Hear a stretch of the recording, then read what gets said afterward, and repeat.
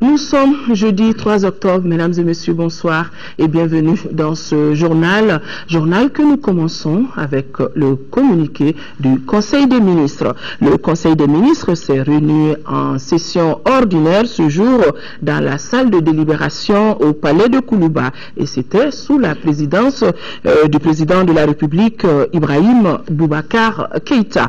Après examen des points inscrits à l'ordre du jour, le Conseil a adopté des projets de texte et procédé à des nominations. Ibrahima Djombele, bonsoir. Bonsoir Raoui. Avec vous donc, lecture du communiqué du Conseil des ministres. Tout à fait. Mesdames et messieurs, bonsoir et nous commençons par le chapitre des mesures réglementaires sur le rapport du ministre des Affaires étrangères de la coopération internationale. Le Conseil des ministres a adopté un projet d'ordonnance autorisant la ratification de l'accord de prêt, de l'accord d'Istisna relatif au projet numéro 2 MLI 0127 et de l'accord d'Istisna dans le cadre de la déclaration de Jeddah concernant le projet de MLI 0128 signé à Bamako le 6 août 2013 entre le gouvernement de la République du Mali et la Banque islamique de développement BID pour le financement des projets de renforcement et de la résilience afin de lutter contre l'insécurité alimentaire au Mali. Dans le cadre du financement des projets de renforcement de la résilience afin de lutter contre l'insécurité alimentaire, la Banque islamique de développement a signé avec le gouvernement de la République du Mali 3 accords. Un accord de prêt de montant de 6 420 000 $ des États-Unis, soit 3 144 millions de francs CFA environ. Un accord d'Istisna pour la vente du travaux de génie civil au gouvernement de la République du Mali pour un montant de 7 225 000 $ des États-Unis donc, soit 3 538 millions de francs CFA environ. Un accord d'Istisna pour la vente de travaux de génie civil pour un montant de 13 528 500 $ des États-Unis, soit 6 626 millions de francs CFA environ.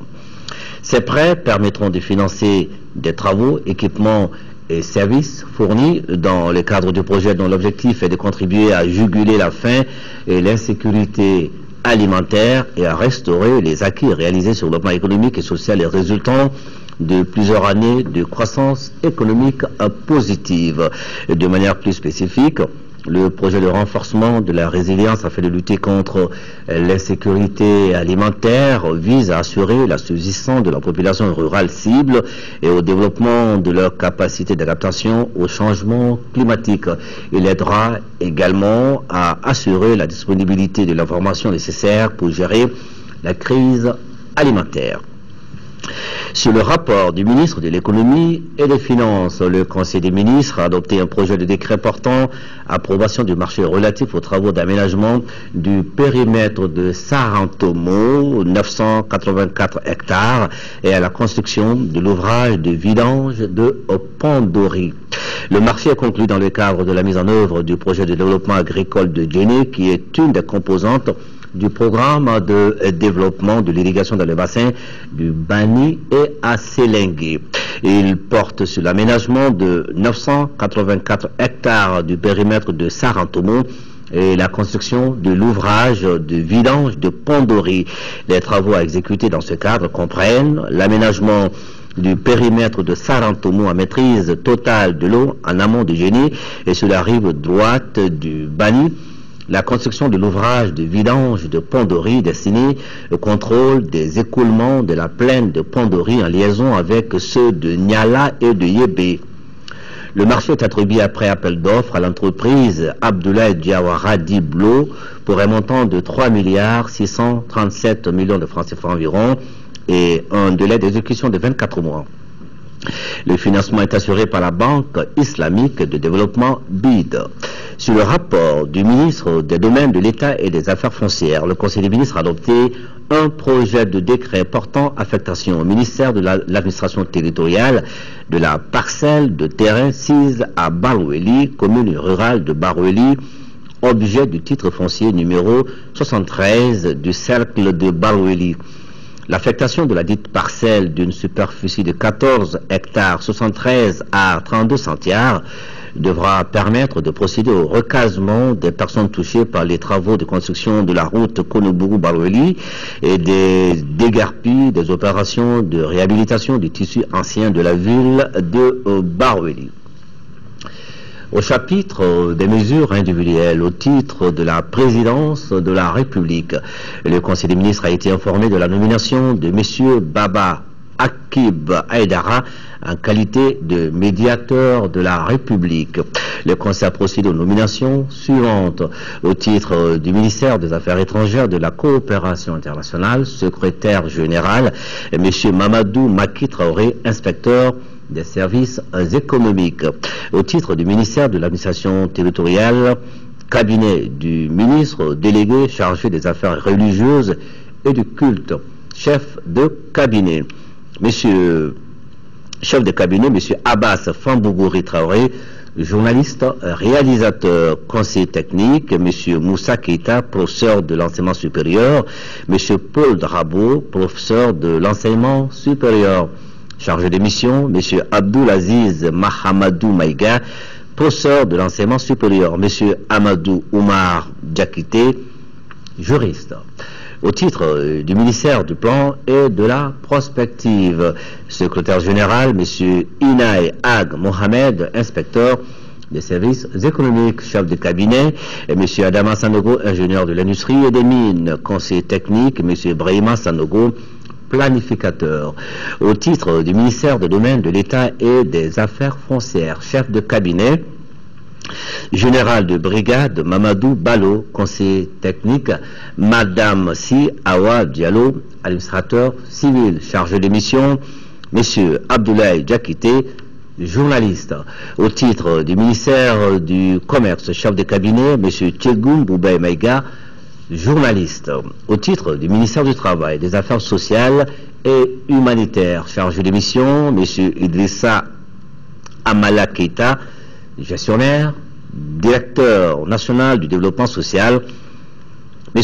Modibo Diallo, administrateur de l'action sociale, inspecteur en chef adjoint à l'inspection des affaires sociales, M. Abdoulaye Traoré, administrateur de l'action sociale. Au titre du ministère du Logement, secrétaire général, M. Ngolo Koulibaly, ingénieur des constructions civiles, chef de cabinet, M. Moussa Baba Diarra, inspecteur des services économiques, conseiller technique, M. Mahamadou Lamine Sidibé, ingénieur des constructions civiles, chargé de mission, M. Amadou Ombotimbe, professeur principal de l'enseignement secondaire. Au titre du ministère de l'Urbanisme et de la Politique de la Ville, secrétaire général, M. Abdoulaye Imran, ingénieur des constructions civiles, chef de cabinet, M. Amadou Diop, gestionnaire, conseiller technique, M. Bamoussa Ouattara, inspecteur des finances, M.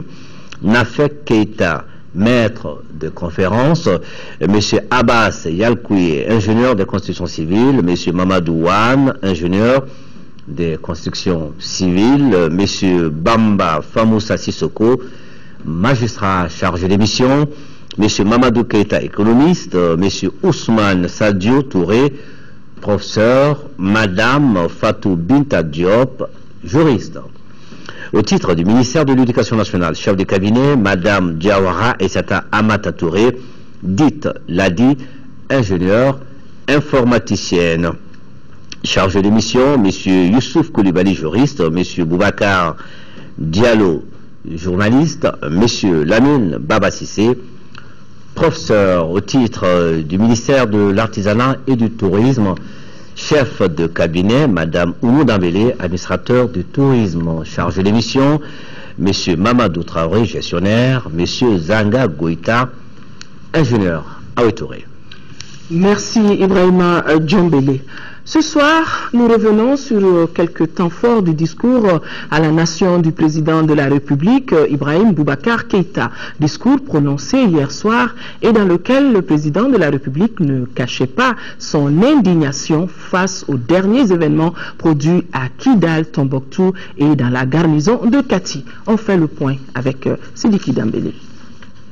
Chers compatriotes, c'est avec un ton ferme et rassurant que le président de la République, Ibrahim Boubacar Keïta, s'est adressé à la nation dans un discours de 7 minutes. En toile de fond, les attaques des groupes armés à Kidal, l'attentat suicide à Tombouctou, mais aussi la fronde de certains militaires dans la garnison de Kati. Des événements qui ont poussé le président de la République à écourter son séjour parisien et face auxquels il ne cache pas son indignation. Mais sachant, vous imaginez aisément l'indignation et l'humiliation que me causent les événements d'Onkati et le triste théâtre depuis lundi. Une investigation est en cours sur les raisons et les acteurs de cette gifle à la nation. Au moment, je le répète, où les soldats d'autres nations, quittant leur pays et leur famille, sont sur notre sol pour nous défendre, et cela parfois jusqu'au sacrifice suprême. Si nous voulons demeurer un pays d'honneur, cet honneur nous commande, en toute humilité, d'être attentifs au déséquilibre, à l'iniquité et d'une manière générale au dysfonctionnement dans l'armée. Certes, pour l'armée républicaine promise et attendue, comme pour les autres segments de la nation, il n'est guère de salut en dehors de l'ascenseur républicain, c'est-à-dire le mérite, la prévisibilité, l'équité et la justice. Mais je ne saurais tolérer l'indiscipline et l'anarchie. En aucun cas, je veux renouveler ici tous mes engagements pour l'avènement de la nouvelle République et de la nouvelle armée. Mais qu'on ne s'y méprenne pas. On ne me trimballera pas. On ne me trimballera pas. J'ai d'ailleurs instruit au gouvernement de procéder sans délai à la liquidation des comptes et à l'établissement du procès-verbal de dissolution du comité militaire pour la réforme des forces armées de sécurité et de défense. Que la hiérarchie prévale désormais, que les chefs militaires s'assument, que la chaîne de commandement se fasse obéir ou qu'elle avoue son impuissance, et alors j'aviserai, je saurai quoi faire pour le Mali. Je n'ai pas été porté à la tête de ce pays pour l'affaiblir. Non. Pour le trahir. Non. Pour le piller. Non. En faire la risée du monde que non. Ou le laisser aller à la dérive. Le président de la République est conscient que sa mission n'est pas une sinécure. C'est pourquoi il en appelle au sens élevé du devoir de tous et en même temps met en garde contre certains agissements. En clair, pour lui, la récréation est terminée. Tant que je resterai investi de votre confiance, j'assumerai mes très hautes fonctions dans la dignité, en toute sérénité et avec une inébranlable détermination, que nul n'en doute. Je le redis, et je veillerai à ce que cela soit. Je le redis aux auteurs des événements honteux de Kati. Il suffit, Kati ne fera plus peur à Bamako, en tout cas pas à Koulouba. J'en tiens l'engagement devant le peuple malien aujourd'hui. Mais je le dis également à ceux qui, à Kidal, continuent le chantage. Lundi 30 septembre, par un groupe de soldats et de sous-officiers à la garnison de Kati, une opération conduite par l'état-major général des armées a abouti à la neutralisation sans violence des éléments impliqués dans des événements ayant terni momentanément l'honneur et l'image des forces armées et de sécurité.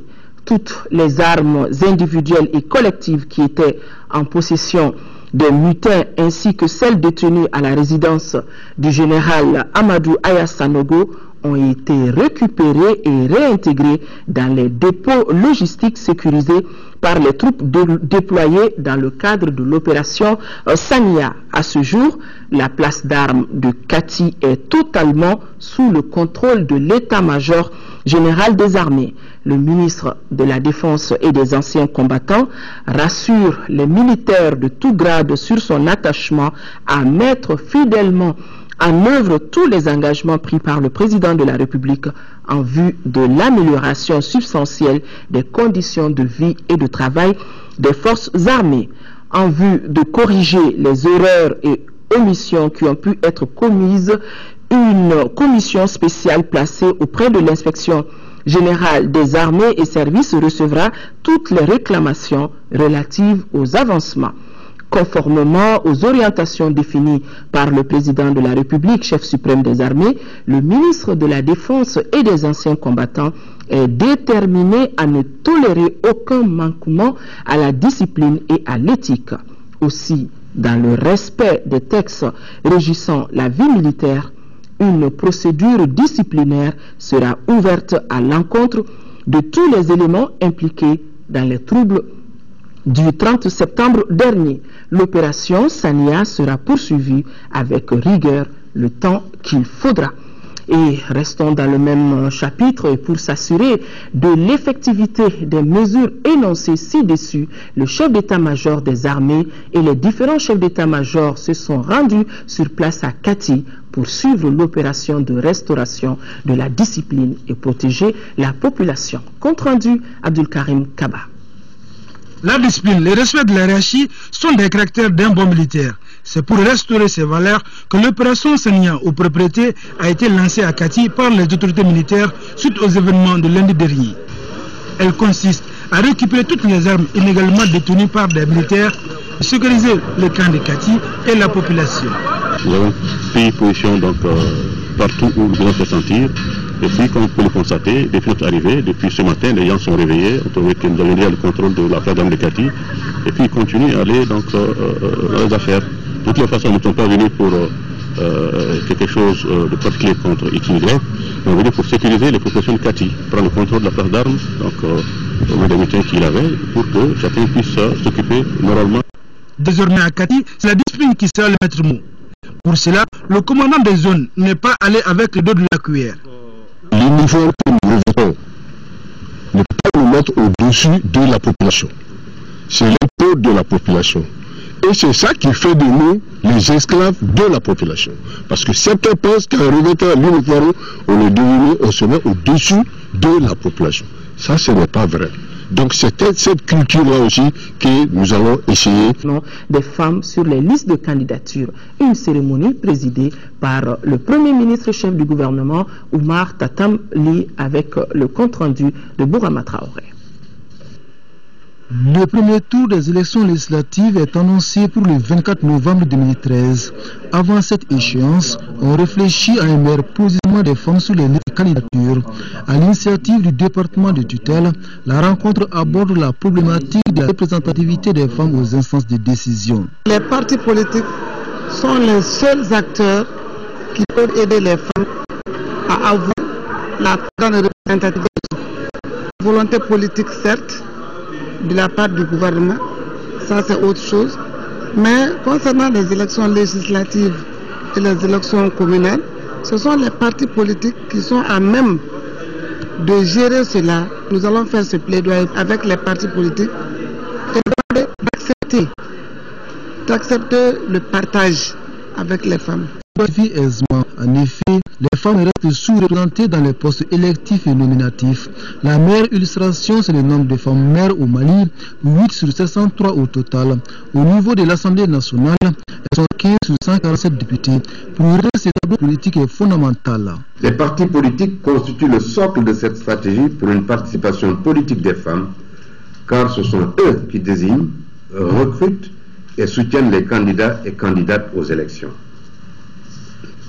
Cette réunion de haut niveau est particulièrement importante en ce qu'elle vise à instaurer un dialogue avec les états-majors des partis politiques en lice pour les prochaines élections législatives en vue d'une présence accrue et d'un meilleur positionnement des femmes sur les listes électorales. Pour le Premier ministre, la participation active de la femme à la vie publique et politique est l'une des priorités du gouvernement. Oumar Tatamli annonce certaines mesures visant à aider les femmes candidates à réussir les législatives à venir. Je souhaite que cette rencontre soit mise à profit pour approfondir les stratégies et les actions qui permettront une meilleure participation des femmes comme candidates aux différentes élections.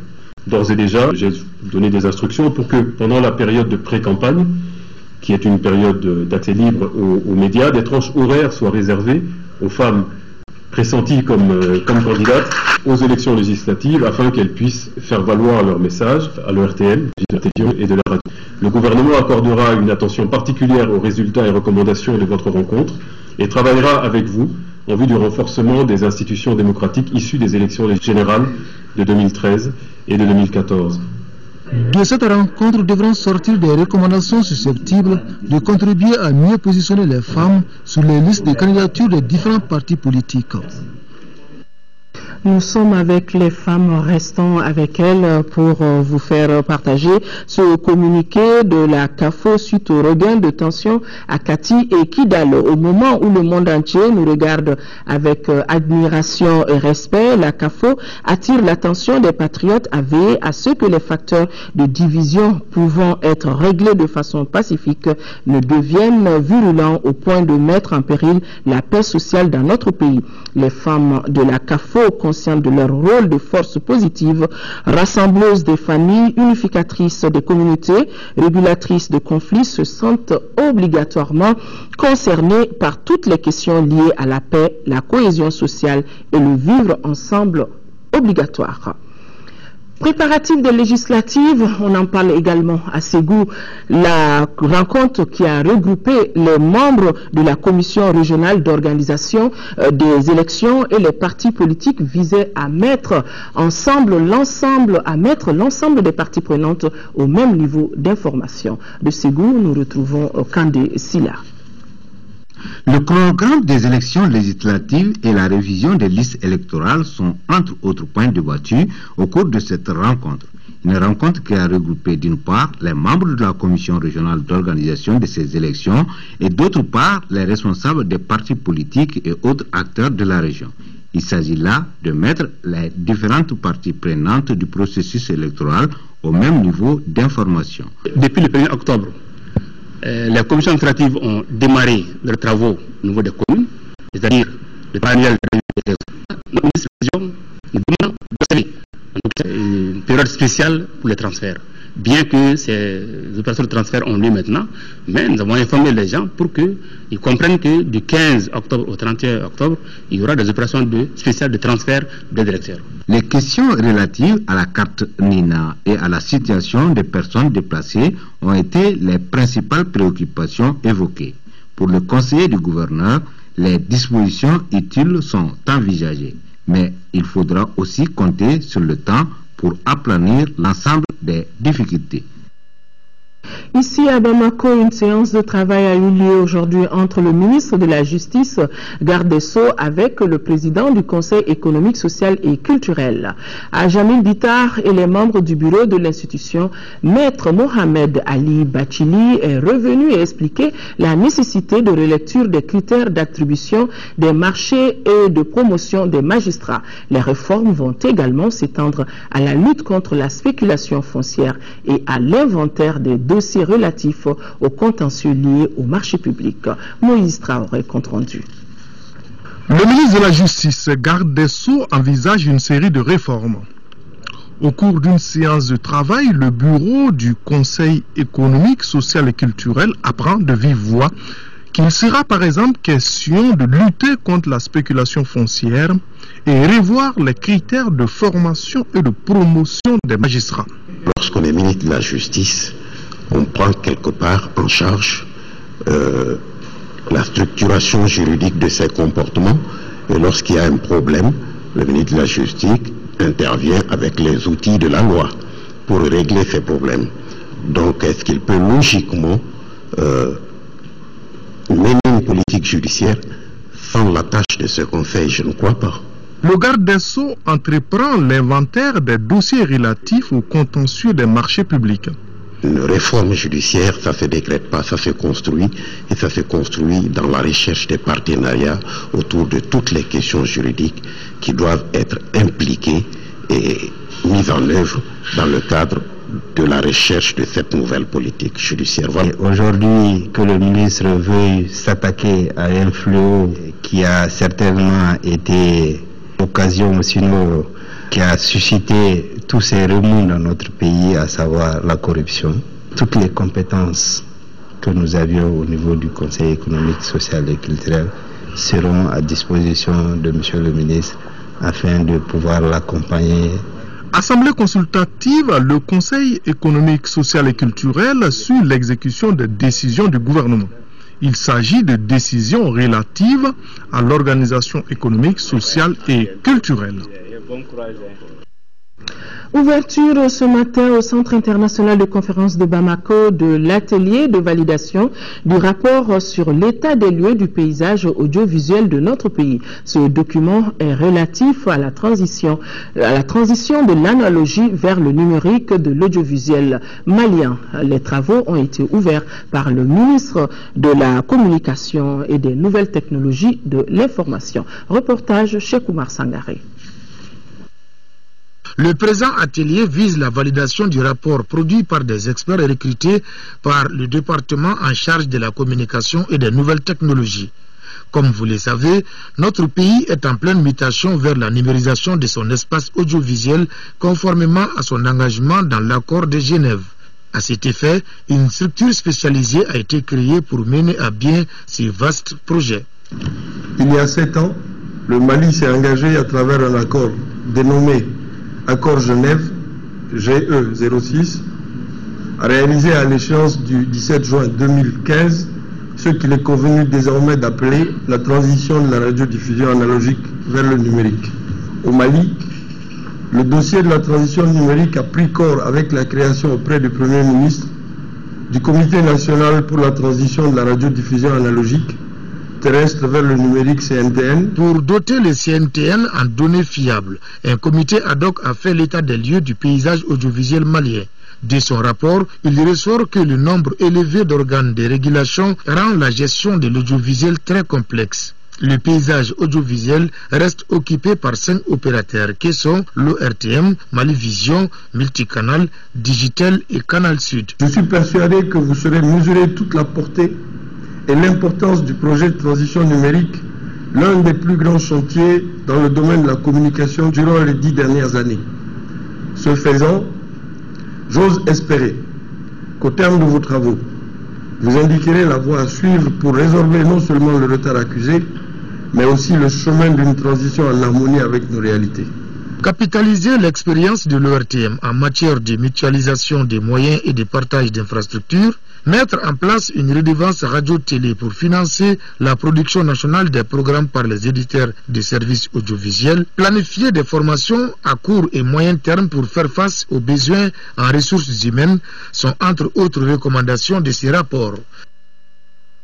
Le ministre du Développement rural et le ministre délégué en charge de l'élevage, de la pêche et de la sécurité alimentaire étaient hier dans la zone d'intervention de l'Office du développement rural de Séléngué. Après la rencontre avec les cadres et les organisations paysannes, les 2 ministres sont allés dans les périmètres et ont visité le site où sera construit le seuil de Kourouba. Le récit de nos envoyés spéciaux, Boubacar Sissoko et Abdrahman Dokatraoré. Les 2 ministres en charge du développement rural, de l'élevage, de la pêche et de la sécurité alimentaire sont venus à Séléngué pour s'imprégner de l'état des lieux de l'Office du développement rural de Séléngué. Malgré les difficultés conjoncturelles, l'administration de l'ODRS entend relever les défis afin que Séléngué soit un pôle agro-industriel, qui est la nouvelle vision du ministère du développement rural. Les problèmes que nous avons posés en termes d'infrastructures, en termes d'aspects financiers, ont eu une oreille attentive auprès de ces 2 responsables. La nouvelle vision du ministre qui consiste à créer des zones agro-industrielles de développement est la bienvenue. Les potentialités sont là, nous avons suffisamment de terre, nous avons de l'eau, nous ne sommes pas loin de Bamako, les marchés ne sont pas loin. Après les échanges avec les cadres de l'ODRS et les organisations paysannes de Séléngué, Dr Boukari Treta et Nango Dambélé se sont rendus à Kourouba pour visiter le site du seuil qui sera construit en 2014 sur le Sankarani. Ce seuil aura une triple fonction.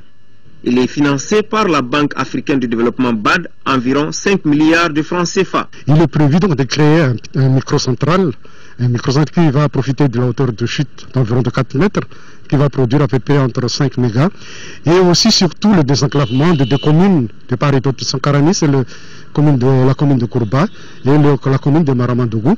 Donc le seuil de Kourouba va servir à 3 fonctions: rehaussement de niveau de la Sankarani pour pouvoir irriguer le plaine de Manikoura. Cet outil d'irrigation qui sera réalisé à Kourouba permettra aux stations de pompage du périmètre de Manikoura de tourner à plein régime. Au cours de la journée, nous avons dû dire à chaque fois ce qui nous paraissait essentiel. Notre outil de production est centré sur les aménagements. On ne peut pas le réussir si on n'entretient pas le réseau d'aménagement.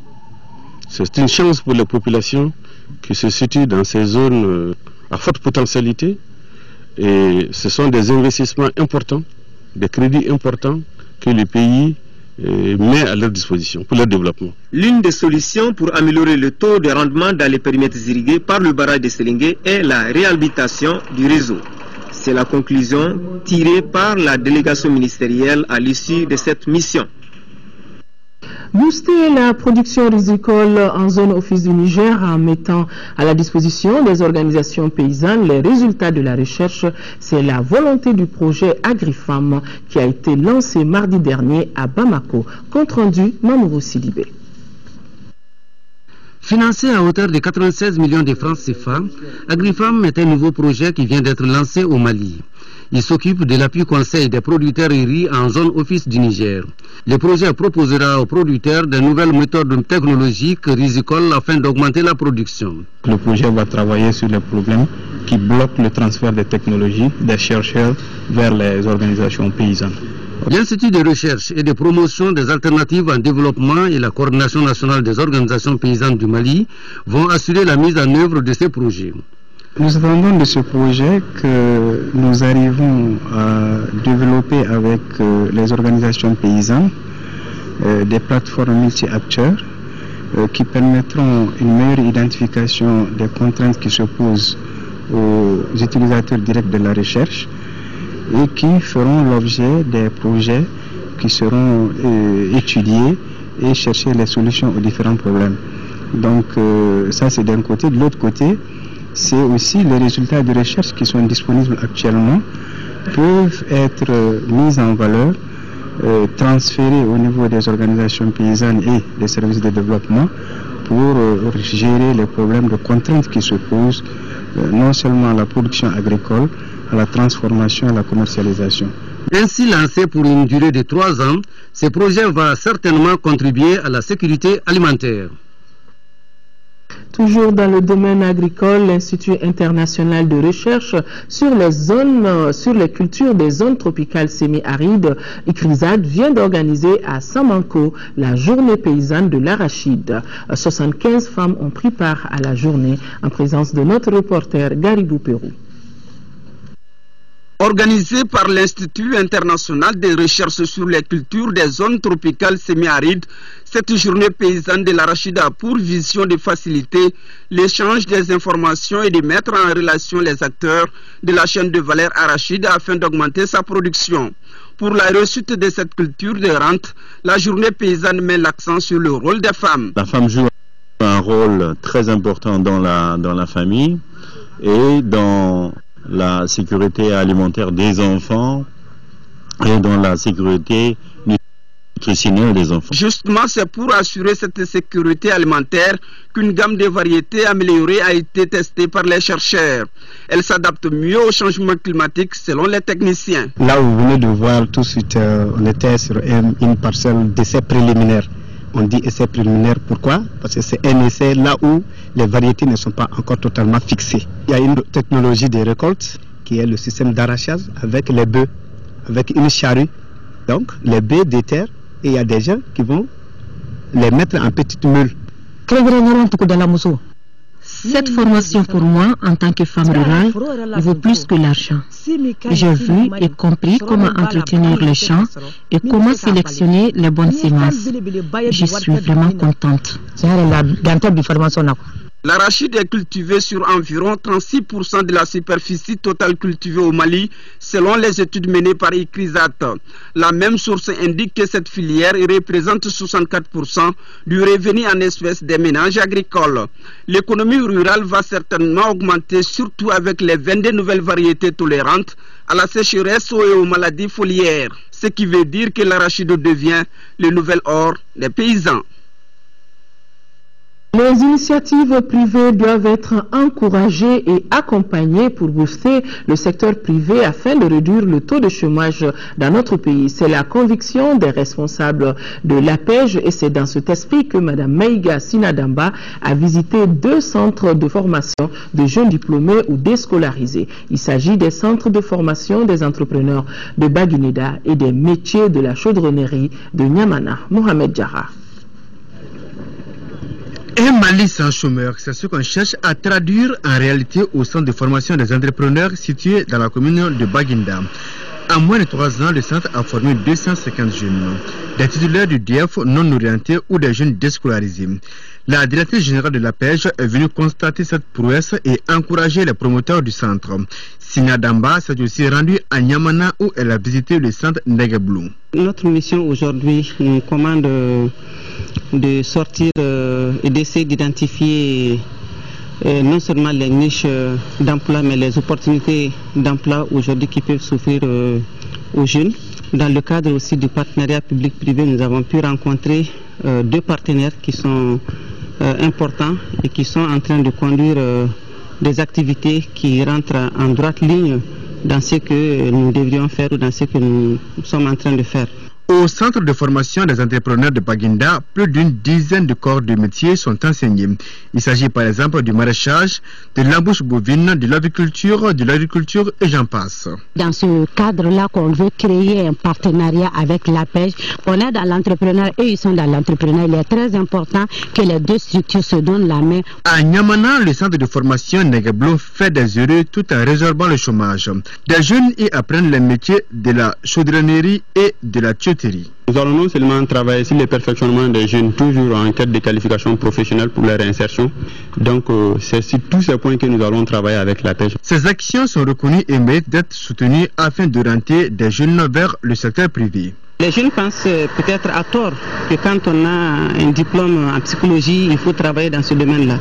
Aujourd'hui, avec l'appui de ces centres-là, je pense que la plupart des jeunes diplômés que nous avons, ils peuvent se reconvertir. À partir de là maintenant, nous allons voir avec ces centres-là ou avec ces fermes-là, qu'est-ce qu'il faut faire pour que le maximum de jeunes puissent s'y intéresser et avec le soutien de la pêche, effectivement qu'on puisse les accompagner et soutenir ces établissements dont les efforts méritent d'être reconnus et salués. Dans ces centres, l'on est convaincu que la réussite est au bout de l'effort.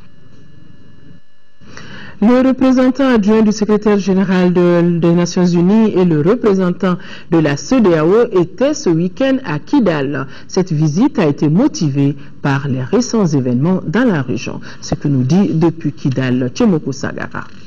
L'agression des 3 ministres et des grenades lancées récemment sur des gardes maliens devant la BMS à Kidal n'ont pas laissé la CEDEAO et les Nations Unies indifférentes. C'est tout le sens de cette visite du représentant spécial adjoint du secrétaire général des Nations Unies Ablaye Bathily et du représentant de la CEDEAO Abdou Chaka Touré. Sitôt arrivés, les 2 personnalités ont rencontré le gouverneur de Kidal et son staff dans les locaux de l'ex-mairie. Ici, le gouverneur Kamisoko a d'abord expliqué les conditions de vie très difficiles de l'administration générale et de l'armée malienne présente à Kidal, avant de signifier son engagement pour respecter et faire respecter l'accord préliminaire signé à Ouagadougou. Eh bien, nous sommes venus pour nous informer de la situation et recueillir l'avis des différents acteurs sur comment ils voient cette situation et quelles perspectives. La délégation a ensuite rencontré successivement le MNLA et les responsables du HQA. Ces 2 partis ont fait la genèse des multiples rébellions survenues au Mali avant d'évoquer leur volonté d'œuvrer pour une paix durable. J'ai bon espoir, puisque des engagements ont été pris, en tout cas, pour dire que les uns et les autres demeurent fidèles au processus de paix, vont faire tout ce qui est en leur pouvoir pour que ce processus de paix ne déraille pas. Nous pensons qu'à partir du moment où tout le monde reste dans ce momentum, il y a les raisons d'être optimiste et de savoir que tous les Maliens, quels qu'ils soient, sont conscients qu'aujourd'hui il n'y a pas d'autres issues que le fait de se parler, le fait d'instaurer la paix pour le Mali, la paix pour la sous-région et comme ils l'ont dit, la paix pour le monde, parce que le terrorisme ne menace pas que le Mali, ça menace tout le monde entier. Avant de quitter Kidal, la délégation a rendu une visite de courtoisie à l'amicale Intala Ag Atayer. Restons à Kidal où dans quelques jours les élèves vont reprendre le chemin de l'école. Cette reprise s'avère quelque peu difficile à cause de la dégradation des salles de classe. Les tables-bancs et les toitures des classes sont presque inexistants. En vue de préparer la rentrée scolaire, le gouverneur et le maire de la commune urbaine de Kidal se sont rendus dans certains établissements pour constater l'état. Tchemoko Sagara que nous retrouvons. À Kidal, à quelques jours de la rentrée scolaire, les salles de classe demeurent très dégradées par l'action des djihadistes et narcotrafiquants. Les portes et les fenêtres sont sans battant, des toitures enlevées, aucune installation électrique ne fonctionne. Les tables-bancs disparus, des armoires saccagées, l'adduction d'eau et les panneaux scolaires arrachés. Même le sol des salles de classe n'est pas épargné. À ce jour, quelle est la position du personnel enseignant? Nous avons certains enseignants qui sont là, mais la plupart des enseignants sont à Bamako. Ils attendent leurs frais de transport, les 100 000 francs, ne serait-ce que les frais de transport. Certains matériels ont été récupérés et stockés par la population, une population qui, selon le gouverneur, est pressée de voir le retour des enfants en classe. Tous les enfants sont en train de dire aujourd'hui, le 17 nous partons à l'école, le 17 nous partons à l'école. C'est encourageant parce que quand les enfants iront à l'école, nous aurons une épine enlevée du pied. Le niveau de dégradation, l'engagement des autorités et la pression des élèves et parents d'élèves ont motivé le chef de l'exécutif régional à tendre la main aux partenaires de l'éducation. J'ai rencontré le PNUD, j'ai rencontré l'UNICEF, j'ai rencontré l'ambassade des États-Unis, éventuellement je suis un peu en contact avec Serval ici, qui ont pris contact avec l'ambassade de France. Donc ma force c'est l'État et ses partenaires. Donc je pense que l'État et ses partenaires feront tout vraiment pour faire face aux difficultés aujourd'hui que nous avons. Selon le gouverneur Kamisoko, l'État, tout comme les partenaires, sont à pied d'œuvre pour réussir une rentrée scolaire 2013-2014 à Kidal. En 5e région, l'ONG Sahel Eco, en partenariat avec l'International Tree Foundation, vient de procéder au lancement du projet Tree for Livelihoods, qui veut dire arbre pour le renforcement des moyens d'existence des communautés dans les communes de Konaburudougou, Kumbaï et Oromodi. Aminata Touré. Pour un coût de plus de 399 millions de francs CFA et une durée de 4 ans, le projet Tree for Livelihoods, ce qui veut dire arbre pour le renforcement des moyens d'existence des communautés dans les communes de Kona, Borondougou, Koubaï et Uromodi, est une initiative de l'ONG Sahel Eco en partenariat avec l'International Tree Foundation ITF. Il a pour objectif, entre autres, d'accroître la sécurité alimentaire, de réduire la pauvreté et de renforcer la résilience aux chocs et changements climatiques à long terme. Le projet a été bâti sur une parfaite connaissance des problèmes socio-économiques et écologiques de la région. Nous, acteurs de la mise en œuvre de ce projet, croyons fermement à l'atteinte des résultats et des objectifs de ce projet. Pour les autorités communales bénéficiaires, le présent projet vient à point nommé. La conception, l'élaboration du présent projet auquel nous avons activement pris part à travers des études de faisabilité, des ateliers d'identification des terres dégradées et la restitution au niveau des communes est en parfaite harmonie avec nos plans de développement communaux. Le préfet du cercle de Mopti et le vice-président du conseil de cercle ont tous salué cette belle initiative qui prend en compte les actions inscrites dans les plans de développement économique, social et culturel PDSEC et les plans communaux d'action environnementale des communes couvertes. Les 137 000 habitants du cercle de Bourem prônent la réconciliation. Une rencontre intercommunautaire vient de se tenir et l'occasion était bonne pour les représentants des 5 communes du cercle de débattre, et cela à bâton rompu dans les règles de la démocratie. Tous veulent la paix pourvu que justice soit rendue. La rencontre a été organisée par l'ONG Taoussa de Bourem grâce à l'appui financier de l'ONG du programme ONU Femmes. Compte rendu depuis Bourem de Drissa à Koné. Situé au centre des régions de Kidal, Gao et Tombouctou, le cercle de Bourem, avec ses 137 670 habitants, vit toujours avec le trauma de l'occupation. Les populations composées de Tamashek, Arabes et Songoï ont subi toutes sortes de brimades des bandits de tout Akabi. Cette épreuve dure qui a jalonné notre histoire a créé de la mésentente entre les communautés. Maintenant que les choses se normalisent, cette atmosphère délétère détourne le processus de réconciliation et de développement. Le cercle étant connu pour son dialogue, nous ainsi avec la tradition à travers cette journée intercommunautaire. Notre objectif est atteint parce que les populations qu'on a rencontrées des 5 communes qui sont là, ils se sont défoulés, on s'y attendait, on savait que ça ne serait pas facile. Ils ont versé leur venin et puis ils sont en train de trouver les esprits. Maintenant, on ne peut que nous satisfaire de ce qui s'est passé dans la rencontre. On les conseille à la prochaine, impliquer les autres.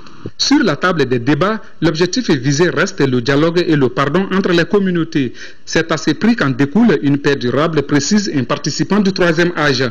Les leaders communautaires et religieux des communes de Bamba, Temera, Taboué et Bourem ont assisté à un exposé sur les approches liées à la réconciliation et à la paix. Et ils ont leur mot à dire. Nous, on attendait cette rencontre il y a longtemps.